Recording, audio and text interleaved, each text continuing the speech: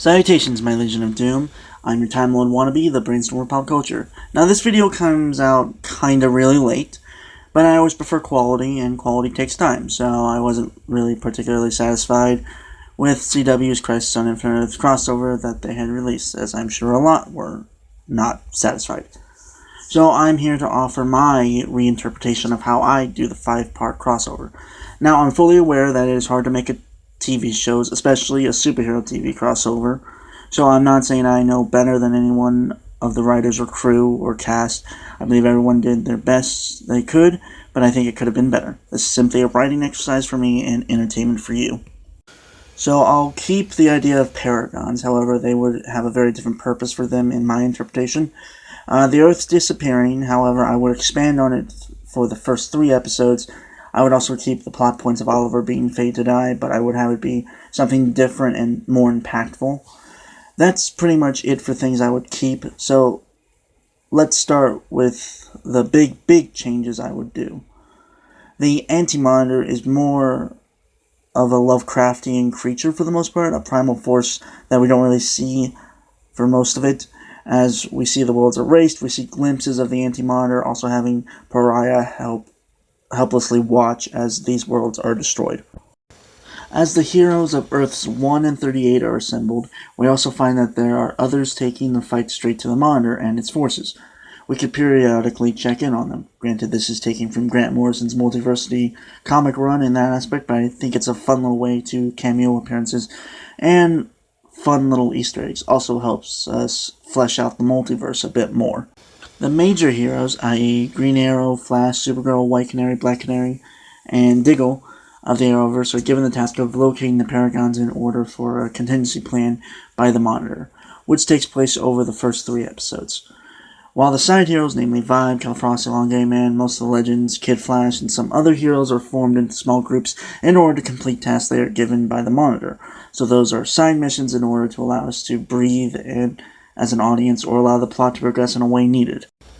So the Paragons, which are 7, will somewhat be changed for this rewrite, meaning that some of the titles and holders will be changed. I would say a way the Paragons are distinguished is by a mark that is revealed on their wrist, which is the hero's symbol that glows white. The only way it's revealed is by crystals the Monitor gives those that are searching for the Paragons. So the Paragons are the Paragon of Truth, Earth 96 Superman, Paragon of Love, Flash, Paragon of Heart, Supergirl, and Paragon of Will, Earth 76, Alan Scott, / later John Diggle, the Paragon of Humanity, Black Lightning, the Paragon of Redemption, Earth 2, Black Canary, and the Paragon of Sacrifice, Green Arrow. So we have side stories of the 2 squads sent out to do various tasks by the Monitor. So Team A consists of Vibe, Elongated Man, Atom, Martian Manhunter, and Batwoman, while Team B is Killer Frost, Kid Flash, Alex Danvers, Heatwave, and John Constantine.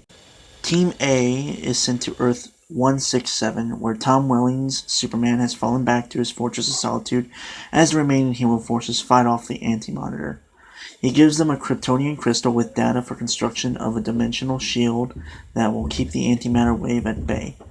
Then their second mission is to go to Earth 99 in order to gain the advanced tech from an elderly Bruce Wayne in order to build the machine. B's mission is to stop the Anti-Monitor's forces on Earth 1 from activating a machine that can speed up the destruction of the antimatter wave. The forces of the Anti-Monitor are revived or alternate versions of villains, so we can get Zoom, Dark Orchard, Ra's al Ghul, Rain, Captain Cold, even one-off villains reappearing. So as we go through the plot of finding the Paragons, we obviously have some different takes, so I'll briefly run down those I changed. Supergirl was changed from the Paragon of Hope to the Paragon of Heart. This is mostly because she's usually the most upbeat of characters, especially when compared to most of the Arrowverse cast. Plus, I do think without Heart there can be no hope. The Paragon of Will was something I thought was a little fun nod to Green Lantern, and also Will is like 90% of how a hero does things, and I thought it was a cool way to introduce Alan Scott, Green Lantern, even though he would die and pass on the ring to John Diggle, who's been set up to be a Green Lantern for a while now. Black Lightning, being the Paragon of Humanity, made more sense in terms of the character that's been set up in his own show, and also gives the character more in the story. The Paragon of Redemption for Earth 2 Black Canary makes sense because of her character arc in Arrow, and it adds her to the story. Plus, redemption is always important to a hero, and she'd become very important in the darkest hour for the others to rally. Finally, we have the Paragon of Sacrifice, which is Green Arrow, and because it makes sense since he's supposed to die, it makes sense he would be a Paragon.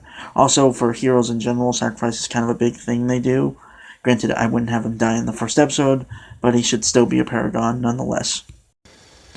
So after the big betrayal by Harbinger and the saving of the Paragons by Pariah, sending them to the vanishing point and the erasure of Earth 1, we have the heroes at their lowest. Then Pariah and a ghostly being of the Monitor, who is a psychic fragment of the original Monitor, sent to them mere moments before the Monitor's death. Pariah joins them since he must witness the moments of the hero's event to succeed or fail to stop the Anti-Monitor from destroying the truly first Big Bang that created the multiverse. The Monitor tells the Flash he must venture into the Speed Force in order to find a select group of speedsters he sent into the Speed Force for their help, while the other Paragons were to distract the Anti-Monitor at the moment of existence until the Flash can get back to them. So the A plot is Flash traversing the Speed Force for the speedsters, while the B plot is 6 other Paragons, which are Green Arrow, Supergirl, John Diggle, Black Lightning, Black Canary, and Earth 96 Superman are battling the Anti-Monitor. So in the Speed Force, Flash goes through memories, the worst days of these speedsters, and he has to bring them out of it for their help. Again, this is to help flesh out the multiverse, provide cameos, and add in cool Easter eggs. First, we have a version of Wally West, which is from Earth 110, and is the Flash, but he's reliving the day his Barry Allen died, because he wasn't fast enough. And Barry has to tell him it's okay, that his Barry Allen died saving lives, and there was nothing Wally could have done at the time. Next, we have a return of Jay Garrick, but a younger, greener Flash from Earth 1940. Granted, his look is to resemble the new 52 Earth 2 Jay Garrick look, but I think it works here. He must relive the day he was chosen by Hermes, the Greek god of speed, a day he feels was the worst day of his life, so in order to move forward, he must accept that he is the Flash, a hero. Next is Jessie Quick from Earth 2, and her worst day was when Zoom captured her, so she must learn to overcome that fear and stand up in courage to Zoom. Now we have the Accelerated Man from Earth 19, and his fear as a pilot during one of Earth 19's wars, which resulted in allies' lives being lost, so he must overcome that guilt in order to change events from his past. Now, to address a plot point opened in Elseworlds, we have the Earth 90 Flash, who suffers the visions of his world being destroyed by the Monitor. In order to save existence itself, he must forgive himself for its destruction in order to redeem himself and save the multiverse. Now we have something for fans and just fun little nods to lesser-known comic stuff. So these two speedsters are for returning actors of the Arrowverse, specifically of the Flash TV show. So first we have the new speedster of Earth 3, which was set up in Season 4, and the successor to Jay Garrick, who's Patty Spivot, a Central City librarian to pay the bills and the new Flash of Central City. When she is in the Speed Force, she relives the moment when she was in her early days of the Flash. She froze in front of a burning building, causing some lives to be lost, so she must combat that fear in order to free herself. Also, her design was based off of Stan Lee's Just Imagine the Flash character. And finally, we have Max Mercury of Earth 76, who's actually Eddie Thawne. This speedster has been around for a while, even worked with Jay Garrick of Earth 3 once or twice. His greatest regret is being unable to be there for his son's wedding, which caused a rift for him and his son. So with the speedsters gathered there, the Flash races towards the beginning of all, where the Anti-Monitor have the Paragon's backs against the wall. When the speedsters arrive, the Anti-Monitor decides with one last gamble, which is to absorb the Big Bang itself.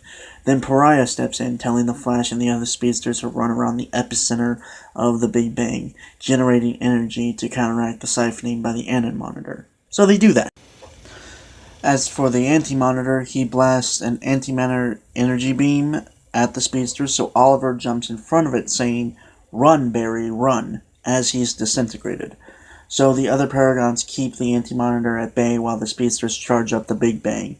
While the speedsters do this, each one starts to disappear, but they keep running. Eventually it's just Barry. All the other speedsters' lightning begins to follow Barry, adding to his speed, making him faster, until he just a circle of yellow and red light around the Big Bang.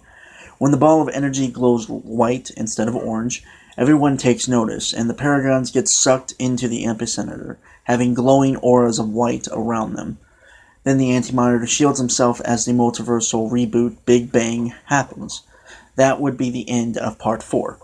So in the final part, we would have most of the Paragons find out that they exist on the same Earth, that being Earth Prime.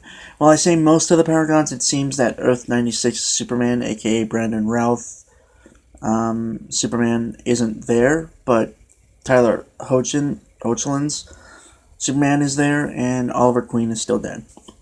While the heroes try to find out what's going on, the Anti-Monitor, who's been extremely depowered by facing the full blast of the Big Bang, has united some villains of the Earth, namely Icicle, Grodd, Metallo, Lex Luthor, Reverse Flash, and Abracadabra. This is a nod to the Injustice gang.